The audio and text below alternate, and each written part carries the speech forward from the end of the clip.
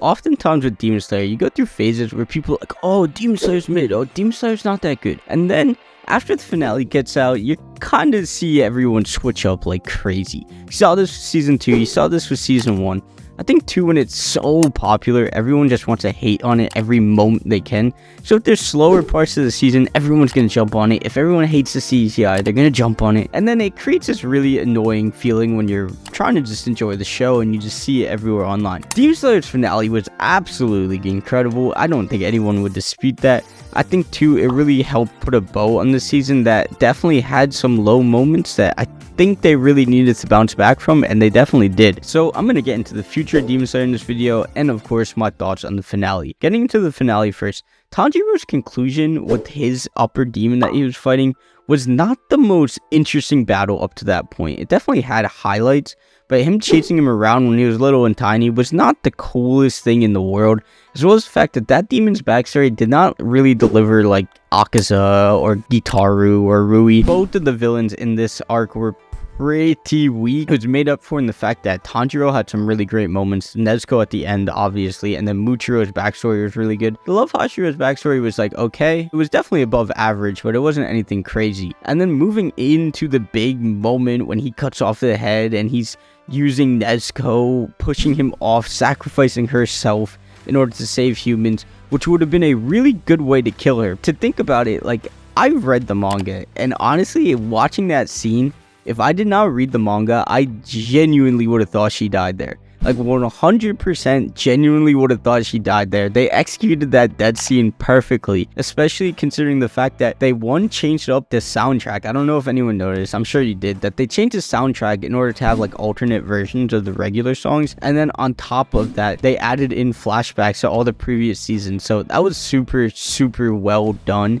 Hats off to them. And also too, I feel like Demon Slayer has a lot of scenes that are mainly focused at night, and those scenes that happened during the day were really cool, and it was nice to see that switch up. The only like real other scene I remember is like Rengoku dying was during the day, and that also looked really good. The fact that he used Zenitsu's like abilities kind of in a sense with his whole feet and pushing off to defeat the upper demon was really cool too. Just like a little reminder that they're all getting stronger and that they're trying to like mix in all their breathing techniques, and anything they're doing, they're bouncing off each other. I would have liked him to use some aspect of Inosuke too. Maybe he did and I just forgot, but that seemed like a pretty easy decision that they probably should have executed on, but it's all good. And then yeah, to just like talk about the scene where Nezuko steps in the sun, it was done really well. And I think too, to move into and connect it to Muzan's backstory, and Muzan needed some depth because he was really cool and he had a lot of sick abilities, but no one really knew what his real motivations were. And now we know that he's kind of a bit of a coward, but at least we now know what he wants, and he wants to step into the sun. The way they executed his backstory with the keep red and just the way he was just so malicious even when he was a human really helps you understand that yes, he may be a coward, and yes, he may be strong now, but he still is a coward at the end of the day that is just scared of the sun. There still is some questions to be had about his backstory, but there is like a lot more answers than there were before, and we do understand like what his objectives are and what the point of his character is and going to be in the future. I think too, Tanjiro and Muchiro really carried the season for a lot of people. That stuff with Muzan at the end was sick, but obviously it was just at the end, and the stuff with Nezuko at the end was also sick.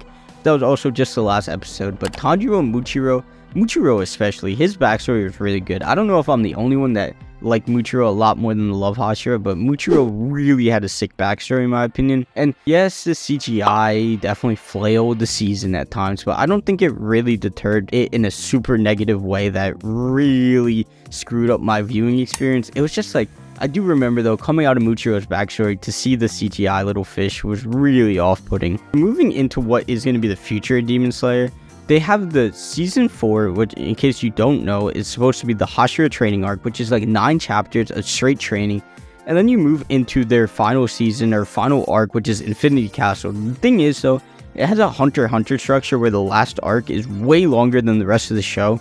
So just because it has 2 seasons left or 2 arcs left doesn't mean the show is anywhere close to done. The thing is, the Hashira training arc I believe is only 9 chapters, and it really is something that cannot carry a season on its own, and it's more of like a 70-minute episode special. in that way. So I don't know if they're going to do like a few episodes of it at the beginning of the next season, and then we're moving into Infinity Castle. It's really hard to gauge because Infinity Castle is also filled with just fights. So it's hard to gauge like what is and what isn't going to be, but in case you're a little confused, that's what's going on. They haven't really said dates, so I'm so confused on that too. Maybe they did, let me know down below. Just to wrap up everything, season 3 overall was not as great as season 2, but it had its moments. And it definitely was enjoyable to watch, as well as the fact that it added depth to a lot of characters that were needed. So overall, I would say like a 7.5 to 8 out of 10 season. Let me know what you thought about it down below. Give me your ratings. Don't forget, we're just getting started. We're going to stay consistent, and I will see you in the next video.